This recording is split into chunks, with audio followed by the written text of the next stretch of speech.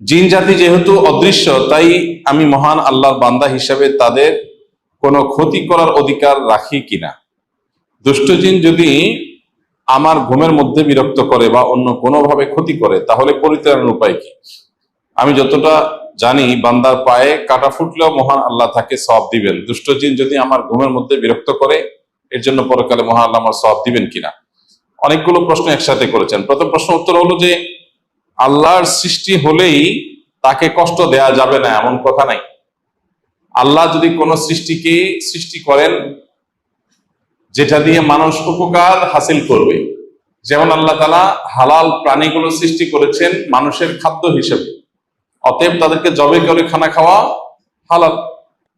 আবার কোন প্রাণী যদি মানুষের কষ্টের কারণ হয়, উপদ্রবের কারণ হয়, তাহলে সেগুলোকে মারা, সেগুলোকে নিধন করা, এটারও অধিকার মানুষের আছে, কারণ আপনাকে সে কষ্ট দিচ্ছে। আর যদি কোনো প্রাণী আপনার কোনো কষ্ট না দেয়, কোনো ক্ষতি না করে, অহেতুক আপনি তাকে মারলেন, ক্ষতি করলেন, কষ্ট দিলেন, তাহলে সেটা অবশ্যই আপনার জন্য মাজমুম বা নিন্দনীয়, নিষিদ্ধ কাজ। অতএব কোন জিন যদি আপনার ক্ষতি করে, তাহলে সেই ক্ষতি থেকে বাঁচার জন্য আপনি আত্মরক্ষামূলক কাজ করবেন, সেটাই স্বাভাবিক। আর মানুষের ঘুমের মধ্যে, ঘুমের বাইরে যে কোনো মুহূর্তে দুষ্ট জিনের উপদ্রব যদি হয়, তাহলে তার আত্মরক্ষার জন্য নবী করিম সাল্লাল্লাহু আলাইহি ওয়াসাল্লামের শেখানো আমল আছে, তিন কুলের আমল আছে, অন্যান্য যে সমস্ত রক্ষা কবচ আমল আছে, সেই আমলগুলো আমরা বেশি বেশি করবো ইনশাআল্লাহ। এবং কোনো বিপদ যদি হয়, অনেকে আছেন যে ব্ল্যাক ম্যাজিকের কারণে কষ্টে আছেন, অনেকে আছেন দুষ্ট জিনের উপদ্রবের কারণে কষ্টে আছেন, এবং এই কষ্টটা এত বেশি যে আসলে এই কষ্ট থেকে পরিত্রাণের উপায় অনেকে খুঁজে পান না। এবং অনেক সময় দেখা যায় কষ্টগুলো মাত্রাতিরিক্ত, অনেক বেশি, অনেক কষ্ট। পরিবারের কেউ জিনে আক্রান্ত, দুষ্ট জিনে সওয়ার হয়েছে তার উপরে, কিংবা কোনো সেহের বা ব্ল্যাক ম্যাজিক করা হয়েছে কারোর প্রতি, তখন দেখা যায় যে ওই পুরো পরিবারের মানুষের ঘুম হারাম হয়ে যায়, পেরেশানি কোনো শেষ থাকে না। সন্দেহ নাই, যদি এটা থেকে আত্মরক্ষার জন্য তিনি রুকিয়া শরঈয়া, শরিয়া সম্মত ঝাড়ফুঁক বা রুকিয়ার আশ্রয় নেন, রুকিয়ার মাধ্যমে তিনি ট্রিটমেন্টের চেষ্টা করেন, পাশাপাশি এই বিপদে তিনি সবর করেন, ধৈর্য ধারণ করেন, অবশ্যই এর জন্য তিনি বিনিময় লাভ করবেন। কারণ এটা তো সঠিক যে নবী করিম সাল্লাল্লাহু আলাইহি ওয়াসাল্লাম বলেছেন, ইমানদার তার যদি পায়ে কাঁটাও ফুটে এবং সে যদি সবর করে, ধৈর্য ধারণ করে, আল্লাহর ফয়সালাকে মেনে নেয়, এর বিনিময় সে আল্লাহর কাছ থেকে আজর এবং বিনিময় পাবে।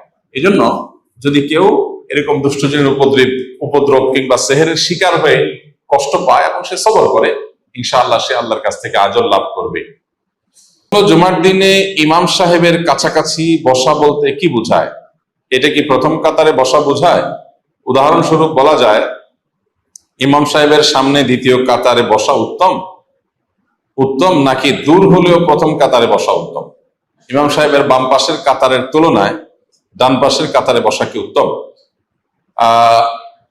এমনিতে সামনের কাতারে বসার ফজিলত পরিষ্কার, বিভিন্ন হাদিসে বিশুদ্ধভাবে বর্ণিত হয়েছে যে নবী করিম সাল্লাল্লাহু আলাইহি ওয়াসাল্লাম ইরশাদ করেছেন, যদি কেউ সামনের কাতারে দাঁড়ানোর ফজিলত জানতো, মানে সত্যিকারের ফজিলত জানতো, আল্লাহর কাছে যে কি মর্যাদা, সে বাস্তব রূপটা যদি কেউ উপলব্ধি করতে পারতো, তাহলে তোমাদের সমাজে নামাজের সামনের কাতারে বসার জন্য লটারি করা হয়।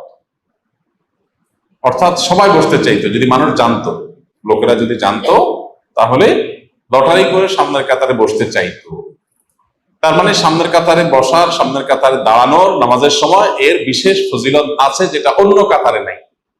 এই জন্য আমাদের সবসময় চেষ্টা থাকবে সামনের কাতারে দাঁড়ানোর, সামনের কাতারে বসার।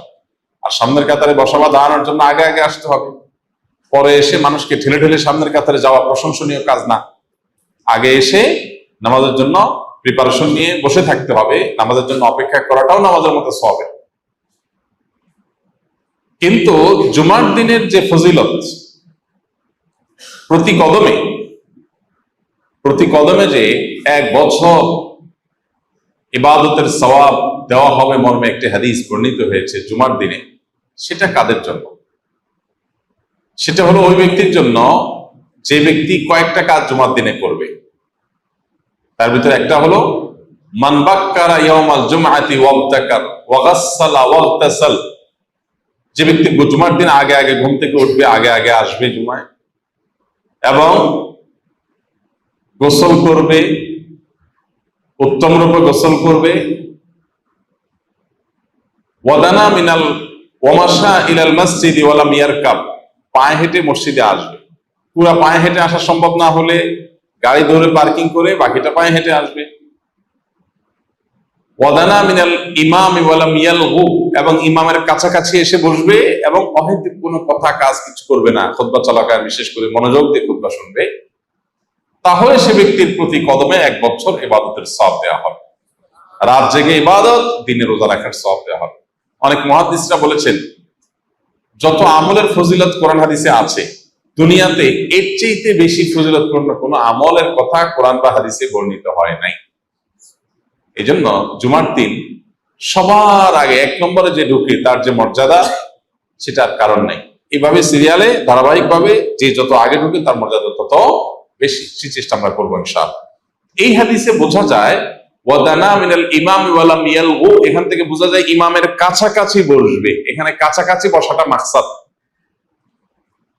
সামনের কাতার প্লাস পাশাপাশি, এটা যদি কেউ বসতে পারে তাহলে সে ডবল ফজিলত পাইল।